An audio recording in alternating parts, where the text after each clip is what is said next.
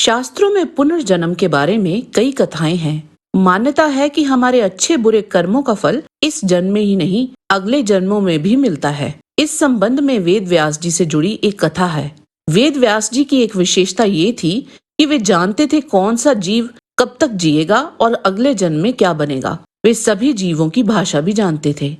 एक दिन वे कहीं जा रहे थे तो उन्होंने देखा कि एक कीड़ा बहुत तेजी से दौड़ रहा है। वेदव्यास जी ने कीड़े से उसी की भाषा में पूछा, कहाँ भाग रहे हो? भयभीत हो या कुछ पाने के लिए भाग रहे हो? इतनी तेजी से क्यों दौड़ रहे हो? कीड़ा ये देखकर हैरान था कि ये मुनि मेरी भाषा बोल रहे हैं। उसने कहा, एक बैलगाड़ी मेरी ओर तेजी से आ रही है।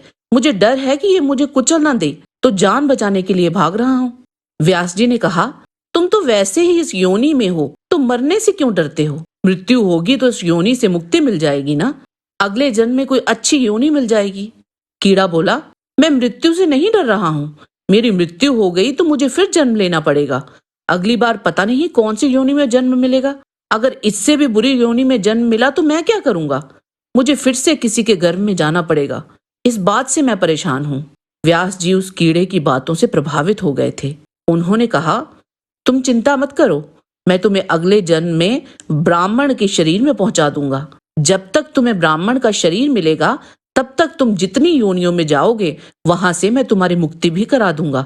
मैं तुम्हारा इतना ध्यान रखूंगा। व्यास जी की बातों से कीड़े का भय दूर हुआ और कुछ ही देर में गाड़ी के पहिए ने उस कीड़े को कुचल दिया। इसके बाद अगली योनि में वे कौवा बना, फिर सियार बना। इस तरह वे कीड़ा व्यास जी के भरोसे कई जन्मों तक अलग अलग योनियों में पहुंचा। कई रूप लेता रहा, कभी जानवर बना, कभी पक्षी बना। हर बार व्यास जी ने उसकी मुक्ति करा दी। एक बार मनुष्य का जन्म मिला और वह वैश्य बना। इसके बाद क्षत्रिय बना, फिर वह ब्राह्मण की योनि में पहुंचा। ब्राह्मण के घर में जन्म लेने के बाद जब वह बालक 5 साल का हुआ तो व्यास जी उसके पास पहुंचे और उसके कान में एक मंत्र बोला। मंत्र के प्रभाव से उस बच्चे को सभी ग्रंथों का स्मरण हो आया। वह ज्ञानी हो गया। व्यास जी ने उस बालक से कहा, अब तुम्हें एक काम करना है। यहाँ कार्तिकेय क्षेत्र में एक नंदभद्र नाम का व्यक्ति तप कर रहा है। वह जानना चाहता है कि पापी लोगों को सुख क्यों मिलते हैं। इसके बाद ब्राह्मण बालक नंदभद्र के पास पहुंचा। नंदभद्र बहुत परेशान था। बालक ने उससे कहा, जिन लोगों ने पिछले जन्मों में तामस भाव से भी दान किया है उन्हें भी फल मिलता है।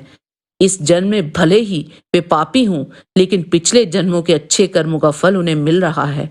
भले ही किसी भी भाव से दान पुण्य किया हो, लेकिन अच्छे काम तो किए थे ना, इसी वजह से उन्हें इस जन्म में सुख मिल रहा है।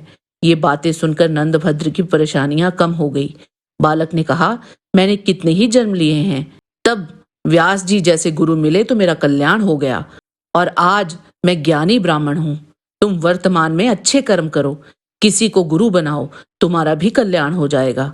ये सुनकर नंदभद्र की सारी समस्याएं दूर हो गई।